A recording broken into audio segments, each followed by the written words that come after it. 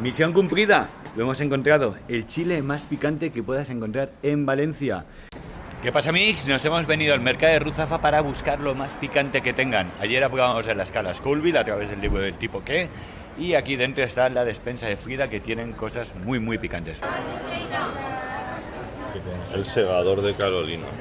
Eso es lo más picante que podemos encontrar, En fresco. me has dicho, en fresco y en Valencia, lo más seguro. Es lo más seguro que sí. Esto es puré de Carolina Reaper, como el fresco se da ahí, con capsaicina añadida.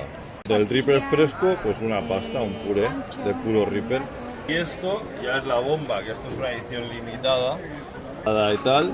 Sí. Y esto llegamos a 6 millones en la escala Scoville, como 5 o 6 veces un Reaper. Le pones una gota a 1 kilo de salsa y ya lo haces picante.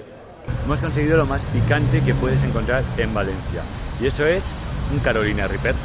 Posiblemente sea lo más picante que puedas encontrar en fresco también en España. Esto te lo venden en la despensa de Frida. La despensa de Frida, a nivel gastronómico, si necesitas algo de cocina mexicana, de gastronomía mexicana, es el sitio. Mercado de Ruzafa, despensa de Frida. Esto lo explicaba ayer en el perfil de Ataula. Y vamos a seguir hablando un poquito de picante allí.